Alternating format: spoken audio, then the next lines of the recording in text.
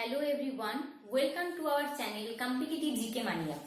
তো আশা করি তোমরা সবাই ভালো আছো। তো আমি আজকে তোমাদের ইকোনমিক্সের ক্লাস নেব। তো ইকোনমিক্সের ফার্স্ট যে চ্যাপ্টারটা আছে, definition and scope of economics and way of development. তো আগের দিন আমি এইখান থেকে কিছু কোশ্চেন্স আনসার নিয়ে আলোচনা করেছিলাম।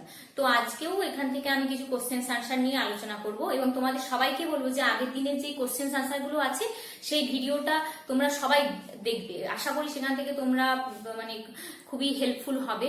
তো আর সবাইকে বলবো যে আমি তো যেভাবে কোশ্চেন্স নিয়ে আসি, যে একটা কোশ্চেনের সাথে বিভিন্ন রিলেটেড ইনফরমেশন এইভাবেই মানে করার চেষ্টা করি কোশ্চেন্স গুলো। আর তোমরাও যখন এমসিকিউ সলভ করবে তখন এমসিকিউ এর সাথে যে আনসার থাকে সেটা তো সলভ করবে, তার সাথে তোমরা চেষ্টা করবে যে অপশন গুলো থাকে সেখান থেকেও ইনফরমেশন গ্যাদার করার চেষ্টা করবে, তাতে অনেক বেশি ফ্রুটফুল হয় আর কি ব্যাপারটা।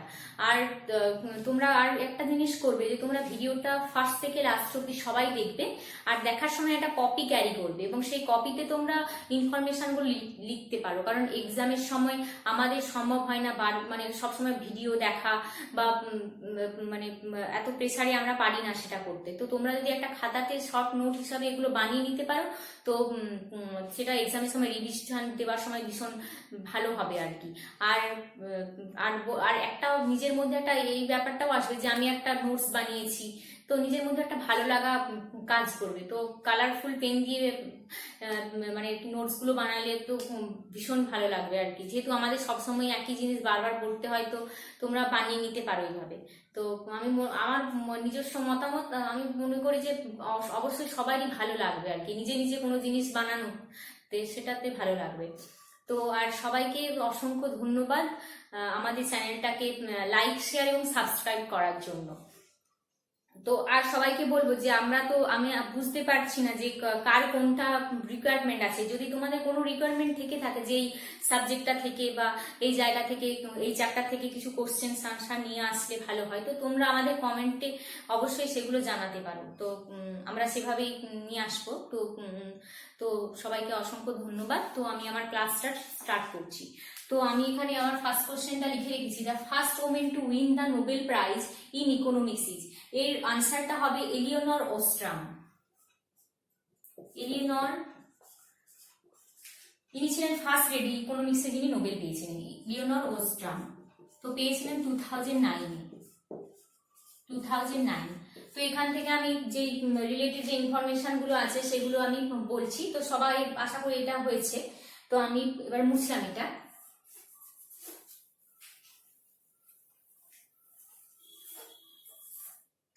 তো আমাদের এটা ভীষণই একটা ইম্পর্টেন্ট ব্যাপার, যেটা এটা সেকেন্ড লেডি যিনি ছিলেন, এনার নাম আমরা সবাই জানি, সেকেন্ড লেডি যিনি ইকোনমিক্সে নোবেল পেয়েছিলেন তিনি ছিলেন এস্থার ডাফলো। এই নামটা আমাদের সবাইরই কম বেশি জানা, এস্থার ডাফলো।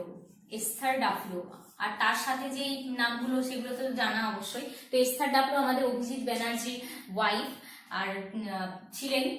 আর আমাদের যে নোবেল 2019-এ তিনজনকে নোবেল দেওয়া হয়েছিল, হলেন এস্থার ডাফলো, অভিজিৎ ব্যানার্জি আর মাইকেল ক্রেমার। তো আর এস্থার ডাফলো আর অভিজিৎ ব্যানার্জি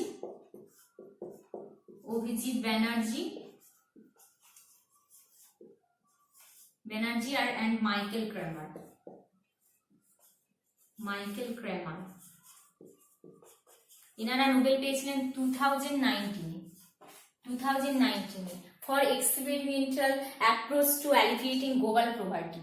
তো তাদের যে কাজটা ছিল অ্যালিভিয়েটিং গ্লোবাল পভার্টি। তো আমি এটা মুছছি, তো সেটা আমি লিখে দিচ্ছি।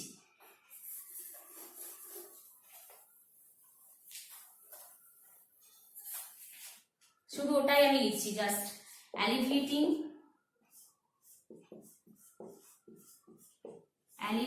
Global poverty.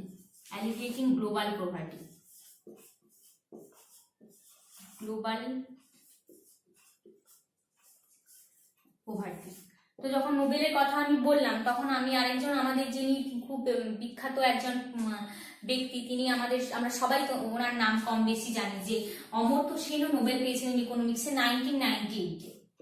Amartya Sen Nobel পেয়েছিলেন ইকোনমিক্সে, অমর্ত্য সেন 19 উনি যেটার উপর মানে নোবেল পেয়েছিলেন সেটা হলো welfare economics and social choice theory. তো আমি ওনার থিওরিটা এখানে লিখে দিলাম, তোমরা সবাই নোট করে নিও। তো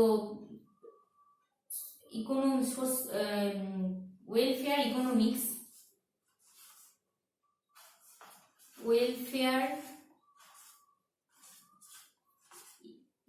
economics, welfare economics and social choice theory, and social choice theory, social choice theory।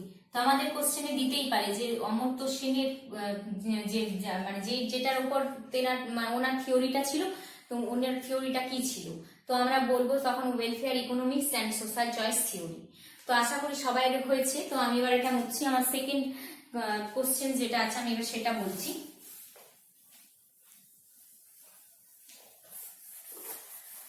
Second question আছে যেটা an economics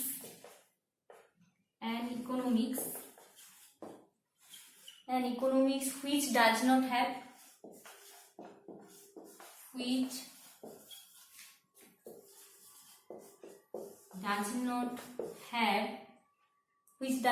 any relation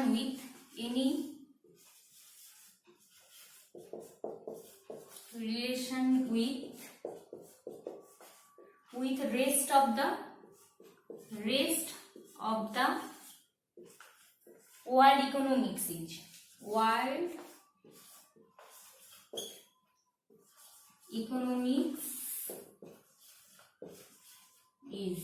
তাহলে আমার সেকেন্ড কোশ্চেন যেটা হলো সেটা হলো an economics which does not have any relation with rest of the world economics is। তো এটা আমাদের আনসারটা হবে ক্লোজড ইকোনমি।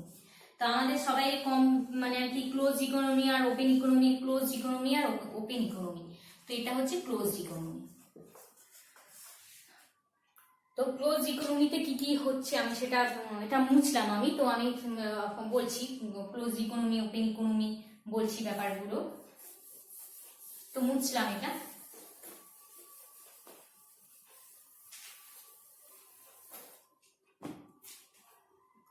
তো ক্লোজ ইকোনমিতে মানে export and import does not take place. তো close economy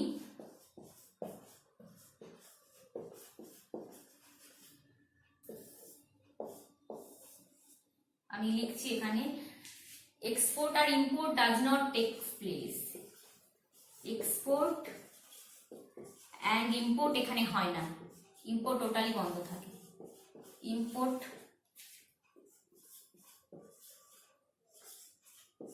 does not take place।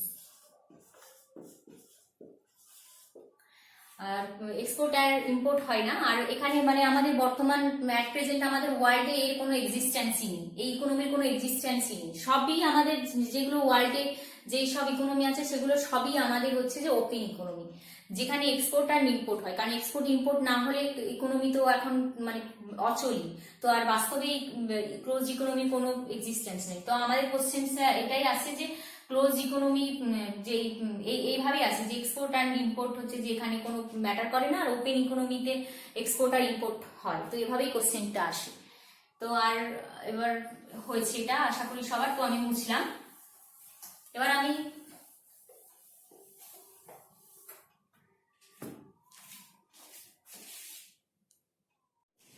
তো এবার আমার থার্ড কোশ্চেন যেটা আমি সেটা লিখছি। থার্ড কোশ্চেন আমার যেটা সেটা হলো যে HDI বা human development index concept was given by HDI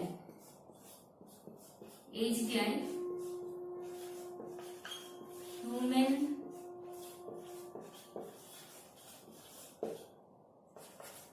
development index concept was given by। তো এই কনসেপ্ট আমাদের দিয়েছিলেন অমর্ত্য সেন এন্ড মেঘনাদ দেশাই। অমর্ত্য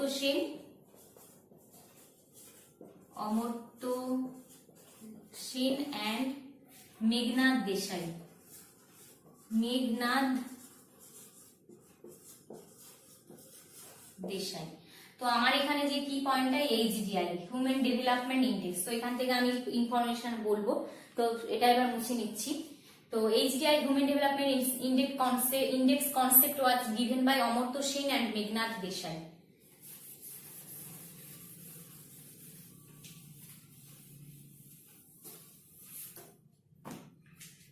তো এইচডিআই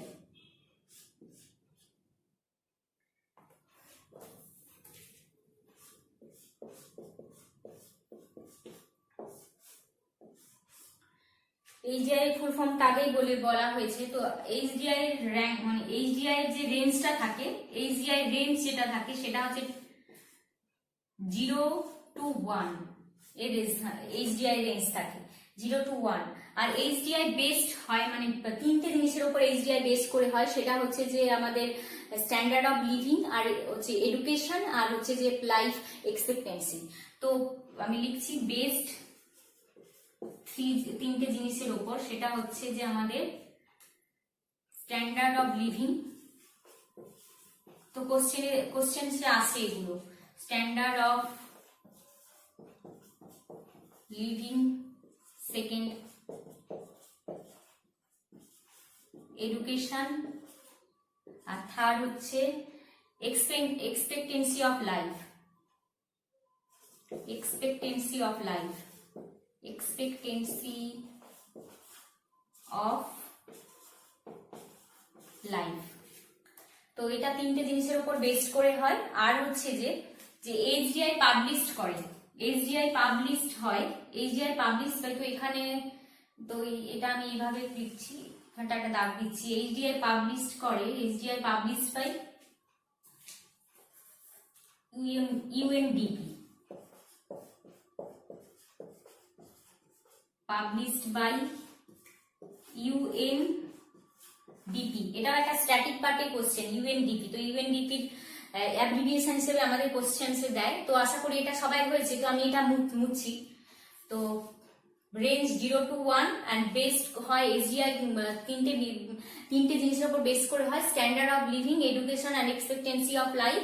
আর পাবলিশড করে এইচডিআই রিপোর্ট পাবলিশ করে UNDP, United Nation Development Programme. তো ইউএনডিপি থেকেও আমি বলছি। তো ইউএনডিপির হেডকোয়ার্টার এখানে জায়গা হবে না, তো আমি লিখছি, এটা মুছলাম।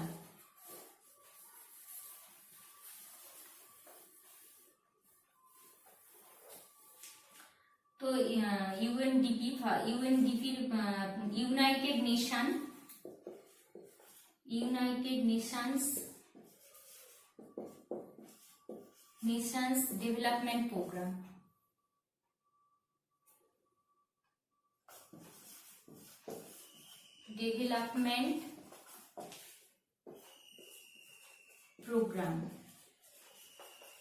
ইউনাইটেড নেশন ডেভেলপমেন্ট প্রোগ্রাম, এটা হচ্ছে ইউএনডিপি ফুল ফর্ম, ইউএনডিপি। আর ইউএনডিপি এস্টাবলিশড হয়েছিল হচ্ছে 1965, এস্টাবলিশড ইয়ার হচ্ছে 1965। আর ইউএনডিপি হেডকোয়ার্টার নিউ ইয়র্ক। এইগুলো স্ট্যাটিক পার্টের কোশ্চেন এখান থেকে আসে। এটা ইকোনমিক্সেরও কোশ্চেন হতে পারে, এটা স্ট্যাটিকেরও হতে পারে। তো যে কোনো অ্যাঙ্গেল থেকে কোশ্চেনটা আসতে পারে এক্সামে। Headquarter New York. আর এইচডিআই এর হচ্ছে আমাদের যে এখন এইচডিআই যেটা হচ্ছে যে আমাদের এইচডিআই ইন্ডিয়ার র্যাঙ্ক হচ্ছে এখন 131, ইন্ডিয়ার rank 131, India 131 rank, India's rank 131 rank India. আর ফার্স্ট র্যাঙ্কে আছে নরওয়ে।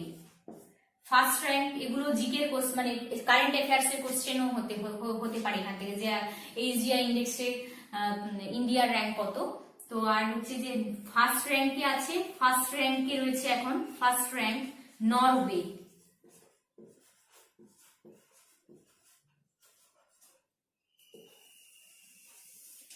তোমরা সবাই দেখে নাও। এইচডিআই এর এখন আমাদের ইন্ডিয়ার র্যাঙ্ক হচ্ছে 131, আর হচ্ছে ফার্স্ট র্যাঙ্কে আছে নরওয়ে। আর এই রিপোর্টটা পাবলিশ করে হচ্ছে ইউএনডিপি, তার মানে অ্যাব্রিভিয়েশনটা হচ্ছে United Nations Development Programme, established year 1965, আর হেডকোয়ার্টার নিউ ইয়র্ক। আর এখান থেকে আর আসে যেটা আর দুটো পয়েন্ট বলছি, তো মুছলাম এটা।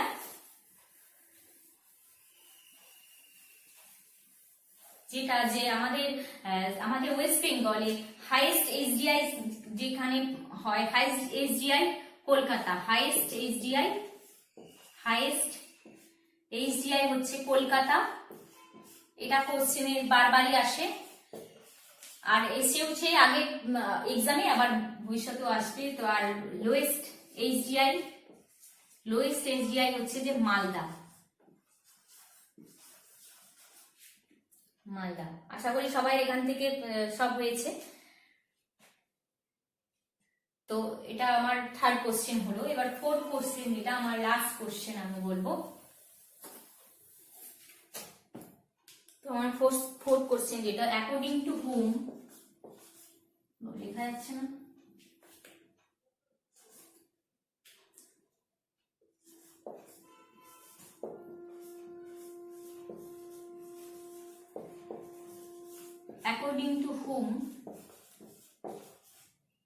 according to whom a country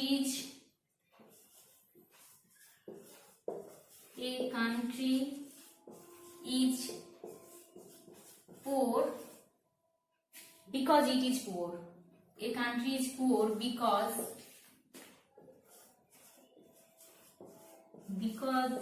it is poor. তো according to hmm a country is poor because it is poor. তো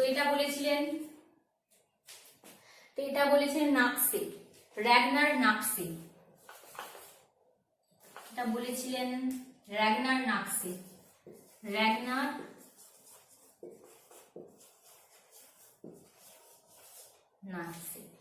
তো আর র্যাগনার নাকসের যে থিওরিটা, সেটা হচ্ছে আমাদের কি ভিসিয়াস সাইকেল আর কি। আমাদের ইকোনমিক্সে এটা ভিসিয়াস সাইকেল হিসেবে পরিচিত। তো দারিদ্র্যের দুষ্ট চক্র। তো আমি এটা মুছলাম, আশা করি সবাই হয়েছে, মুছলাম আমি, তো সেটা বলছি।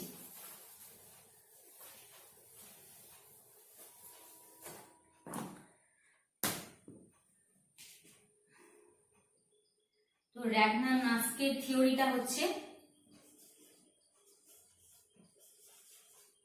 র্যাগনার নাকসের থিওরিটা হচ্ছে ভিসিয়াস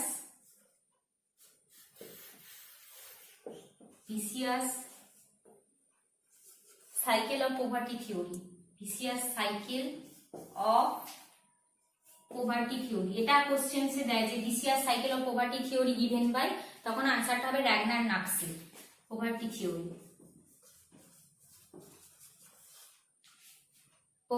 এবার ভিসিয়াস সাইকেলটা নিয়ে আমি এবার একটু বলবো যে ভিসিয়াস সাইকেল কার সাথে ডিল করে, আর এটা হচ্ছে যে কিভাবে এটা থেকে মানে ব্রেক করা যায়, তো সেটা বলবো। তো এটা মুছলাম।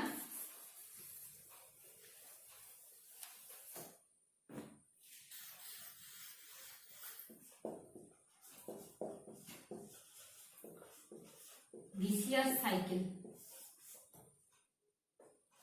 এটাও খুব একটা important question. Vicious cycle deals with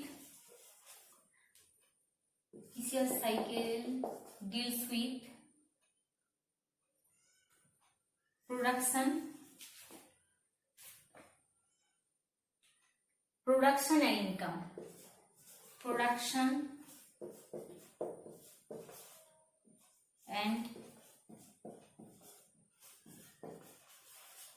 income.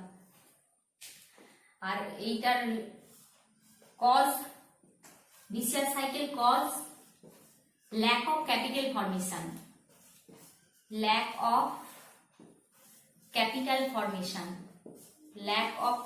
Formation. তো কোশ্চেন এসে আসতেই পারে যে ভিসিয়াস সাইকেলের কজটা কি, তখন আমাদের বলতে হবে, কোশ্চেনের আনসারটা হবে ল্যাক অফ ক্যাপিটাল ফর্মেশন।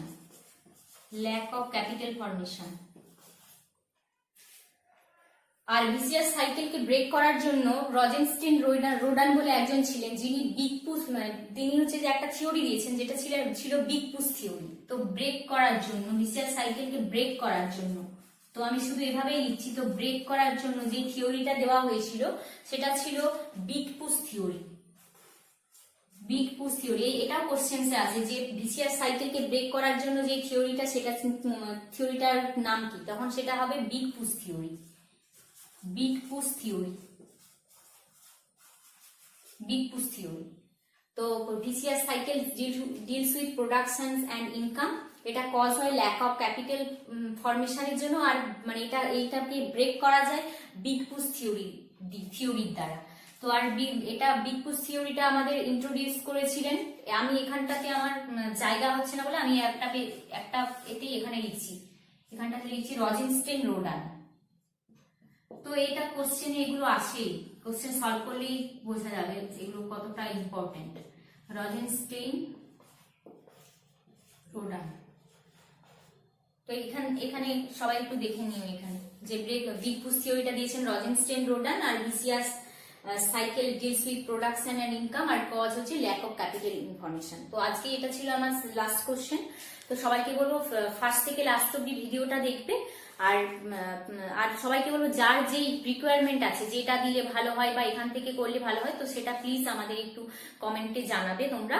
তো আজ এখানে অবধি, তো সবাইকে অনেক ধন্যবাদ। তো এখানে শেষ করছি ক্লাসটা।